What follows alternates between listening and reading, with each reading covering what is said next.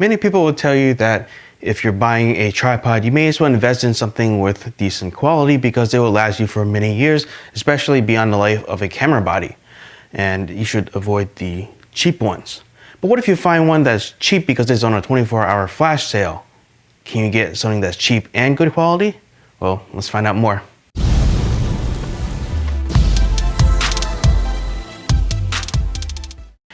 Welcome to Lights and Buttons, and in today's episode we will be talking about mainly this tripod, which I picked up for $35 from B&H.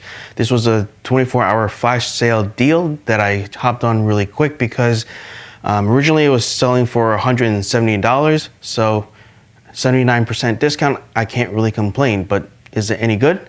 Before we answer that question, let's talk about these other two tripods. When you're buying a tripod, there's all kinds of options. You got different materials, different price points, different sizes. So which one fits for you? Only you can answer that. $35 for an aluminum tripod is a pretty good deal. And I want to start with these first two cheap tripods to kind of show you what you're dealing with if you're at the very low end range of tripods. Let's start with this one in the middle. I've used it for a bunch of years and it served me pretty well for the most part. The tripod head is a little bit hard to adjust, but you do hear some creaking noises during the adjustments. Not a big deal for still photos, but it might be a factor if you're doing a video. It's a little bit wobbly, so it's not the best in stability, but it is a $22 tripod. Now this is probably more towards the $10, $12 range. It's really flimsy. I wouldn't trust probably any of my bigger cameras on this tripod because it just might snap the plastic. I just use it for my mic, as you can see here. It works out fine. Now moving back to this one, as I said, I used it for a bunch of years. It worked for me, but one thing that this cannot do is swap the tripod head. The tripod head is fixed from what I see. After using this tripod for a good number of years, I find that I'm starting to use it a little bit more recently, especially with the YouTube channel. Less so for traveling, so I can't really justify buying a full-out carbon fiber tripod, but at $35, this is night and day compared to my current one. But let's move on to this tripod. This is the Velbon Sherpa G5300D. Let's put these two aside and dive more into how this performs.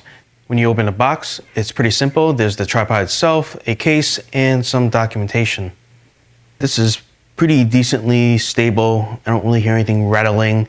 I know one problem that I had with larger cameras or heavier cameras on my old tripod was if I wanted to tilt this over, I can make this tighter and it's pretty solid. Of course, it's now kind of off-centered, but the old tripod really struggled with that, and I almost felt like the old tripod would be prone to breaking after a long time if I had my camera hanging off like this. So that was one of the cons of having that cheap tripod. But if I'm setting it at different angles, it's pretty stable. And if you want to make adjustments, there's actually a screw in here that will allow you to adjust the tilt for additional fine-tuning.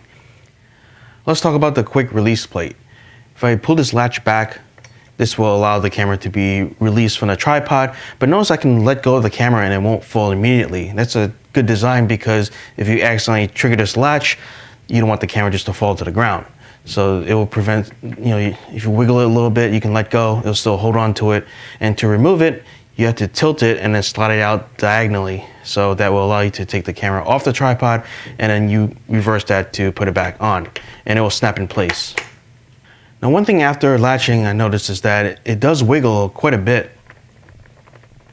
So I'm not sure if you saw the latch move, but you can hear this thing wiggle. And that's because you have to push this further in to really lock it down. And once you do that, then it's stable again. So this compared to the Manfrotto design, I feel like the Manfrotto design is a bit better because once you latch it, it's on. And you don't have to do any more adjustments. In addition to that, there's also a second rod that comes out that you have to push in addition to the latch, kind of as a secondary safety mechanism so that the camera won't accidentally be released. You have to pull two levers at the same time to release the camera, whereas this is the only one that's preventing the camera from being released. Oh, and another thing about the quick release plate is that you don't need a screwdriver to tighten this, and this thing helps a ton.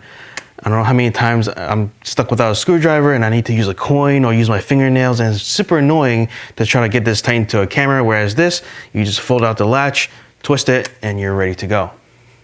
One other thing I noticed was that there's no other adjustments over here, so when you fold out the tripod legs, you can't go with any angle wider than what you see here. So you can't do like a super low angle, but these do come down quite a bit, so I'm gonna release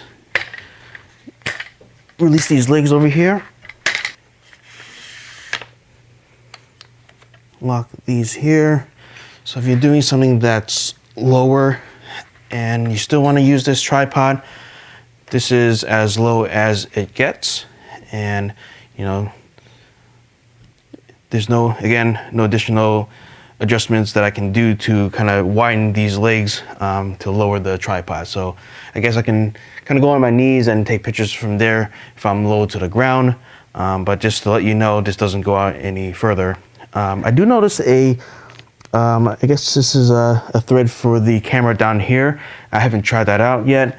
So I guess you can have your camera inverted and then shooting this way upside down, and you can rotate the photo or video later for an extra low angle. But I guess that's also another option. I got the tripod head off. Let's try the inverted mode. Sometimes tripods would have like a hook, so you can add, let's say, your bag or some additional weight to stabilize the tripod. But in this case, there's a connection over here where I can put this tripod head on, I think. And I noticed that I have to angle this handle, I guess, pretty high up. Otherwise, it'd be high-fiving all the tripod legs. Oh, like that.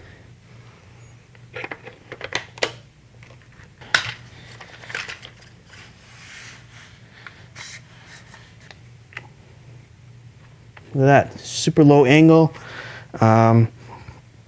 Again, I guess in this scenario, you'd use the live view of the camera, and then you have limited adjustment. This does hit the leg, but I guess that's another option. I probably won't be using this a whole lot. At least I don't see myself doing that. After using this tripod for some time, I did notice that one difference between the tilt and pan head that comes with this tripod compared to my old tripod is that when you adjust the handle, you adjust the tilt and the pan motion, which I think is a good feature because on my old tripod, they were controlled separately, and I find that it was kind of cumbersome to separate those controls. Another thing I don't like is the center post. Not only do people say that it adds instability when you raise it up, but for me, something that's more impactful is that the handle is not really well designed. As a matter of fact, with heavier cameras, it can pretty much fall easily if you slip because the handle is out on an angle. In this case, the workaround would be to slightly loosen the center post, and that way when you adjust, if you should slip, the camera won't come down as quickly.